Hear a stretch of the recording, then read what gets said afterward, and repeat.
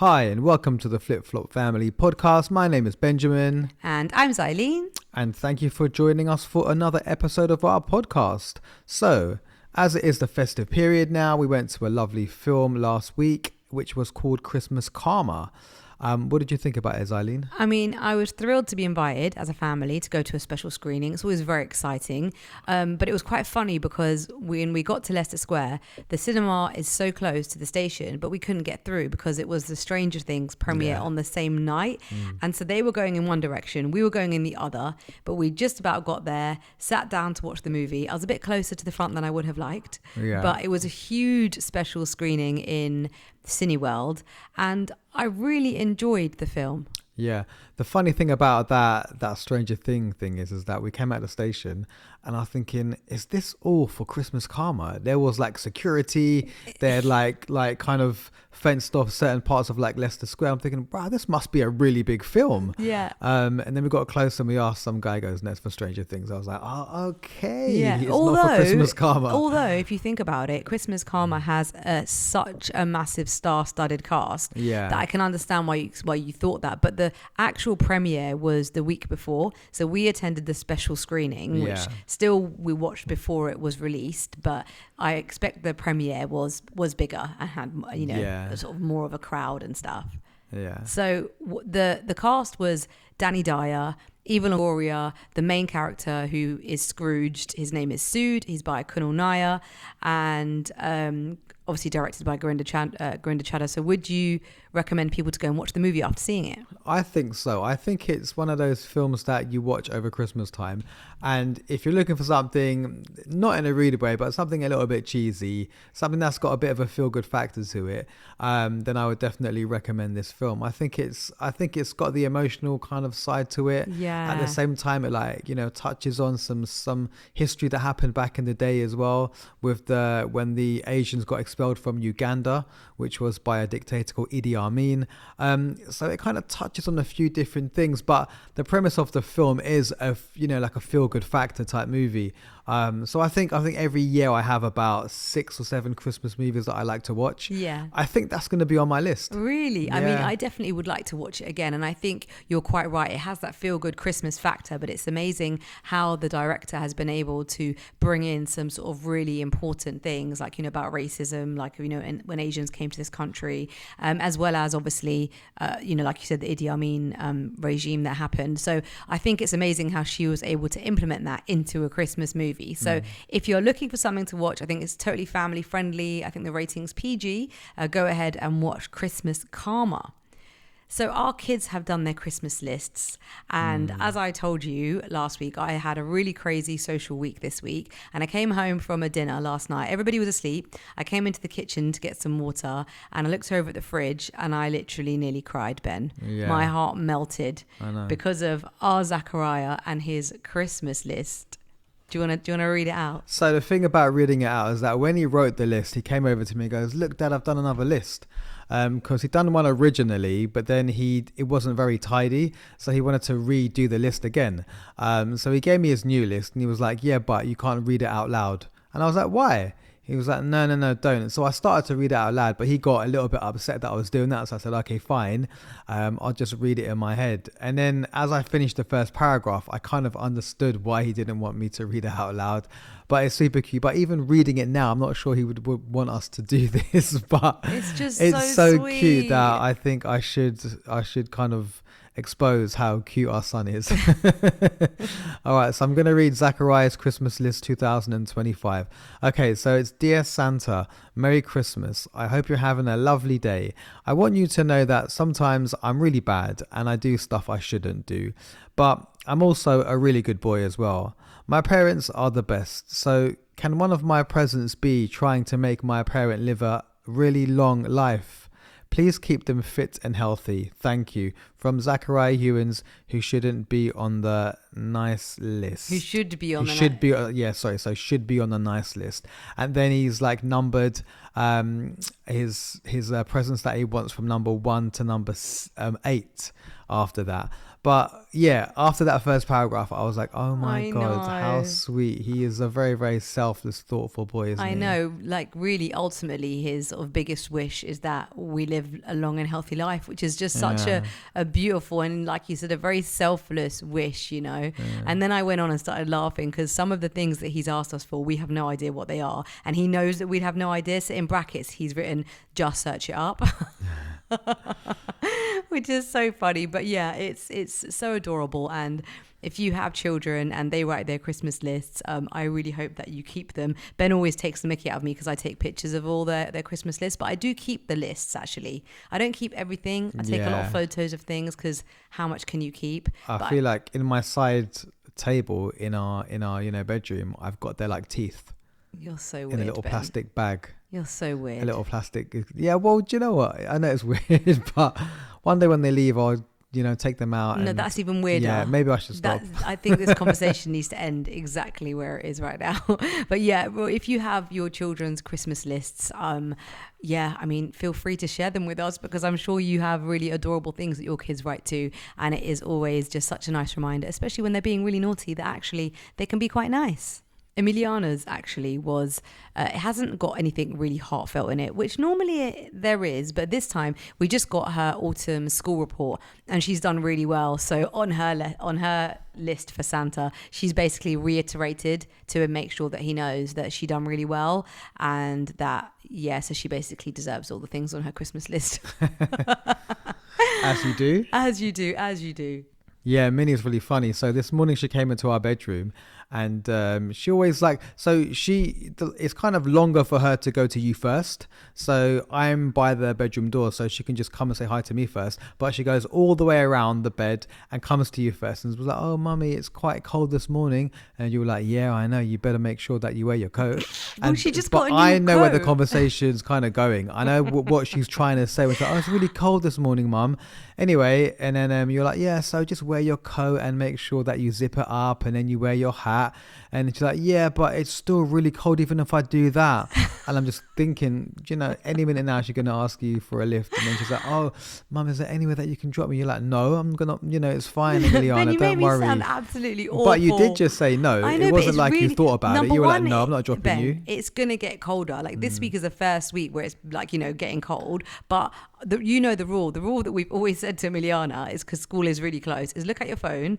If it's below 0, we'll drop you. But it wasn't Yeah. below 0. It wasn't, but I think today was kind of like one of those odd days where it was really cold. It was. And I would have actually dropped her, but I knew that if I said I wouldn't, you would. So that was my get out clause. So then she comes around the bed to me. Oh, hi, Dad. Morning. Would you drop me? And I was like, yeah. No, she didn't come first. And I said before she came over, I was like, yeah, so I'll drop you, don't worry. And then she came around and gave me a hug. I was like, oh, see, I only get a hug if I drop you to school. Yeah, that's nice, isn't it? I just hate driving to her school because I hate side roads. And also, I have her best interests at heart and I just really want her to be, fit and healthy. And it's important to walk and run and do exercise. I hear that, but sometimes, it's just a bit cold and they do need a lift. And I think on a Monday morning after the weekend where it's quite busy, I don't think that's a bad thing to go on and do that, you're right. . And we have a bit of a sleepy head at the moment because Zach's increased his boxing. So he's boxing quite a lot in the week. So he's really sort of working out a lot. And I'm noticing how tired he is in the mornings. Yeah, Zachy really inspired me last week because he done boxing 4 times a week last week. Monday, Wednesday, Friday and Sunday. So 1.5 hours each time. Because he stepped up his boxing game now. So he's boxing on the amateur level now. So, so he's doing that. And then I thought, God, I can't just go and, drop him whilst he's doing all this exercise. I didn't go gym that day. So he inspired me to come home and get my running stuff on and go for a run. So how amazing is that? That is amazing. I'm inspired by my 10-year-old son. Yeah, I was quite inspired to just lay horizontally that day and fall asleep on the sofa. You didn't feel the inspiration that day. I was like watching you thinking, he's gone for a run. I'm now going for a run. And you were just literally, okay, see you later then. And Emiliano cleaned the kitchen and filled the dishwasher. Yeah. And I just passed out on the sofa. You really enjoyed that day on the sofa. Please note that is a very, very rare occasion. I'm not portraying myself in the best light right now, but that is very, very rare. But my social calendar last week was just way too full and I was absolutely shattered. So that was that. I must admit, so we got a new car in the summer. So we haven't actually had this car during the winter. And I've only just very recently started using the heated seats. And I must admit that I felt very fancy getting in the car in the cold weather. And I felt so thankful to have that, because we've had that on one other previous car, but not the one before this car. Yeah. So it was just so nice to have that. And then it just got me thinking about how the weather is only going to get colder and how it's so important to do certain things to your car. Obviously, our car's electric, so we don't have to worry too much, I hope, about the mechanic side of things. Yeah. But obviously, if you are driving a petrol car, then it's really important to like check your water in your car. And what other important things are there to check on your car? On our car, so obviously your oil is very important. Yes. So if your oil is low, it can actually seize up your engine. So something to check on a regular basis would be your oil, water, tires. Obviously tires, if they start to wear down a bit, that can affect the performance of your car. So make sure you check your tires. Those are really the main things. I guess anything outside of that, you may need to seek a mechanic. However, the basic things, again, oil, water, tires. Yeah, I think tires definitely, especially wiper, fluid and coolant. Windscreen wipers, because obviously as the frost comes, I find that like, you rely on them more to kind of get rid of, when you get that thin layer of kind of like ice on the screen and you just whack up your heating and then try to get them off. I think they're working harder for you. So that's another good one, checking your window wipers. So before it gets really cold, just get all those things in place. Keep a nice big can of antifreeze. Is antifreeze? Yeah, the spray. Yeah, the spray to get all the clear stuff your off. windscreen and stuff. Yeah, so start stocking up on all those things. Make sure you know where your scraper is to scrape off all that frost. Have a nice thick pair of gloves ready. Oh God, I'm not ready for all of this. I know. But there are some tips and things that you can do to help your car from frosting up in the cold weather, especially if you are someone who does have to go to work and drive to work in the morning in a rush. You can use those windscreen covers to put them on the screen, and it stops it from frosting up. Yeah. You could even use apparently like a towel and cardboard, which is cheaper, but I don't think those windscreen covers are that expensive, and it can just basically stop it from frosting up too much. Yeah. Park your car facing east if possible, because as the sun rises, it naturally just melts the frost. So I do notice if I park my car in the wrong direction, I'm looking at everyone else's and I'm like, why is their car not frosted? So really consciously think, where is the east? Where does the sun rise from? And park your car facing that direction. Keeping your car clean is another really important one, because apparently a dirty windscreen freezes a lot faster. So that's your domain, babe. Keeping the car clean. Yeah. Oh, so I have a van, so Zaileen has the car. Oh. But the inside of the car is not that clean, and I don't get why you're giving that tip out. I think maybe you need to take a leaf out of your own You book always there. tell me we must play to our strengths, and I feel like you're really good at cleaning the car. So just knock yourself out. Okay. Did you know that you can actually get a dehumidifier bag to put inside your car? Can you? Well, I Yeah. never knew that. So it's the moisture that's inside the car that makes it basically freeze the inside of the windows. So if you have a small car dehumidifier pouch, apparently they're like £5 to £10, it pulls that moisture out overnight, which I had no idea, and I feel like that's quite clever, actually. That's quite smart, yeah. Don't leave anything wet in the car, like, your gym bag, any wet clothes, shoes. At the end of the day, that's going to increase moisture. And make sure you have a proper winter screen wash. We didn't mention that one, Ben.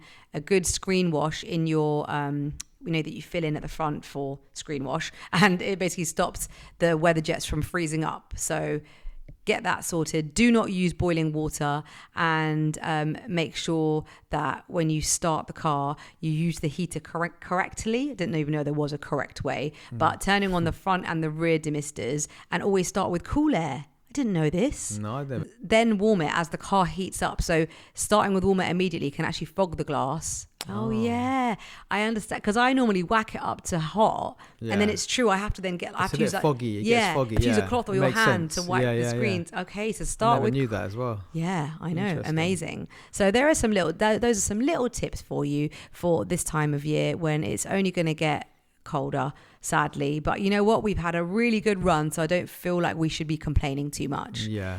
So we've touched on tips for the car, but of course, as the weather gets colder, there are some things that you need to do in your house as well. And you're always telling me about funny things that you get called out to do, and you're amazed that people, can't do it themselves. Do it. Yeah. So I think the typical funny things that I do is to change light bulbs. I think that is one thing that I just cannot believe that people call me out to actually come and do. But are you talking I get about the a types- spotlight, or are you talking about like a normal? There are spotlights, light bulb? but there are, I mean, with spotlights, I probably do understand that they can be a little bit technical sometimes. a bit tricky. You have to, and they're all different kinds as well. You have ones that have like this kind of almost, it's being held into the spotlight by a kind of like a U-shape metal type of bracket, so you have to get that out, then you've got to unscrew the bulb itself to come out. So I kind of get, there are ones that might be a little bit tricky, but those standard kind of screw and pull down ones, how are you going to pay someone? And obviously, you know, I have to charge, right? And I feel bad, but like if you're going to call me to come and do that, then it's my time, and it's, I have to get my ladder out the van and I have to get up there and deal with it. You say that you charge people, but if they're old, you feel bad to charge them. No, I do. So if they're sometimes you old, just can't be yeah. like, yeah, babe, I couldn't do it. I couldn't charge them. No, I done a job once. This old lady started to pull out her jar of, you know, coppers, and I was like, I cannot take this old lady's jar of coppers. But she was a bit smart though, because I think, you know, her house was nice. So like I feel she had a bit of money. But then when it comes to, you know, payment, she paid me like, I think I charged her like 60 quid for something. She paid £30 in cash. And then was like, oh, and the rest I'm just going to get my coppers out. And she did. And I was like, well, no, there was a couple of like pound coins, but the rest was in like 2p's, and I was like, do you know what? Don't worry about it. You It's got okay. played, Ben. I think she hustled. This is how the I rich think- get richer. I think she shut the door and was like, I've got another one there. You know, another sucker just got done there. I swear.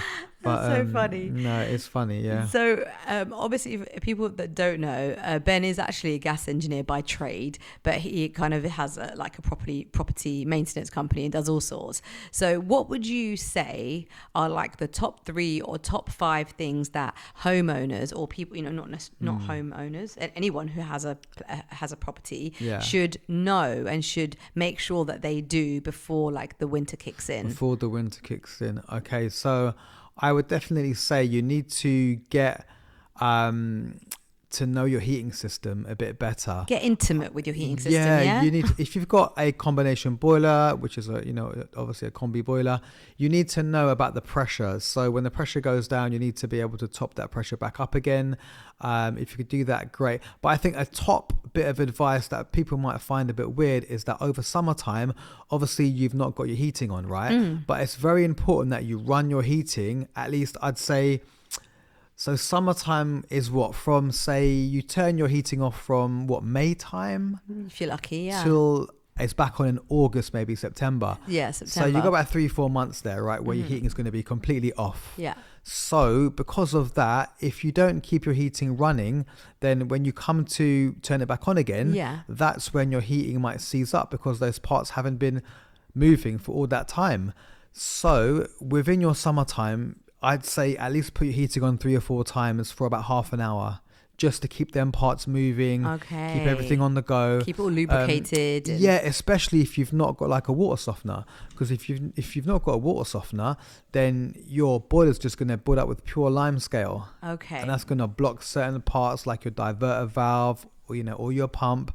So it's important that you turn your heating on over your summer a few times just to keep things, you know, kind of going in the right direction. Yeah, and you know, it's funny you say that because I feel like there are so many people, like friends and family, people you speak to, and they're like, oh, you know, this time of year, oh, my heating's packed up. And, yeah, and a lot that's of, why. we get quite busy around that time because people don't put their heating on.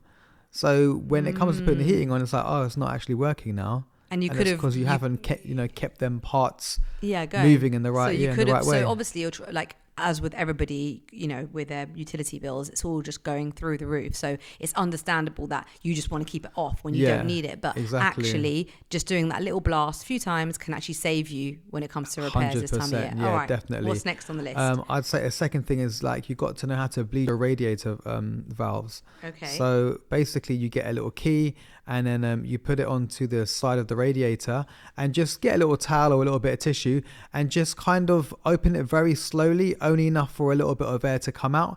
If you've got no air and it's filled with water, a little bit of water is going to come out. But what that does is that then extracts all the air out of your radiator system. And then when you put your radiators back on again, you're going to get maximum heat from that radiator.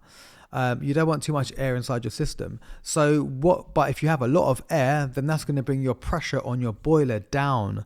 So you need to top that pressure back up again. Okay. So I would say learn how to bleed your radiators. Okay. But before doing that, learn how to top your pressure back up again in case you need to do that afterwards. So if you just went onto YouTube and typed in like the model of boiler you had and said, adjusting pressure, you probably would find a video. 100%, we learned to build our house via YouTube. So I think everything's on there. You'd probably find a really easy video. And I would say my advice as a serial DIYer, although I know obviously nothing about boilers like Ben, but I would say don't be scared, just knowledge is power. So just go online, learn, and, just be gentle with it. Don't go crazy. Yeah. And work it out. And I think these things, how many times do you get called out to adjust the pressure on people's boilers? Like all the time. There you go. All the time. There you go. And it's an easy and it's job. Literally, you just have to turn one valve. Okay. That's all you got to do. So obviously you studied for, a long time, and you have to continually renew your exams every 5 years. 5 years, So, you have to work hard for your qualification. So I'm not saying, you can learn all on YouTube, but there are these small things that you can. 100% So about the bleeding of the radiators, how does one know that they need to bleed their radiators, or should they just do it on a regular basis? So a good indication would be that if you felt the top of your radiators and the bottom was getting hot but the top wasn't, okay, it could be because you've got air stuck in the top part of the radiator. Okay. So then you'd get a key, obviously, and then turn it on. So just so you know, for those who are listening, it's not a regular key. It doesn't look like a regular key. It's kind of short and stubby, and it looks like it has two little wings on it with two holes. I think you can get them in Poundland for literally £1. Like they're or even on Amazon for a couple of pounds. They're really cheap, and there's always one on your keys, isn't there? Yeah, you always I need keep to one. always have one. Yeah. So just keep one with you. Keep one in the house, and like Ben said, have a towel at the ready. And if the water's coming out, it means that it doesn't have the air. Yeah. And if it's just kind of going and like air's coming out, let the air come until water begins, and then lock it. That's it. Lovely. I love these, Ben. Any others? If you want to get a bit more in depth with it, you can get like thermostatic radiator valves on the side of your radiators. Okay. What that does is that if you put your heating on, you don't want to have the whole house to get hot. You might want to just like turn off, like the spare room or something. Okay. So with a radiator valve on the side, you can turn it off, and then that rad's not going to get hot. Lovely. So therefore, you're not going to be wasting money heating up a room that you're not going to go into. Yeah, like you might have kids that have gone away for uni and they're only coming back like once a month, or maybe you have like an office room or a spare room that you don't really use. And to take it up a notch, you can actually get smart thermostatic radiator valves now as well, so you can actually just control them from your phone, so you don't even have to go it gets quite technical, to all the rooms and turn them. So that's really good. I feel like we need to do an episode just on this. There's you could just go on and on, really, couldn't you? We can tell you, 100%. One more thing I would like to add as a homeowner is that when we moved into our house, we had no idea, and we just, for the life of us, could not locate the stopcock.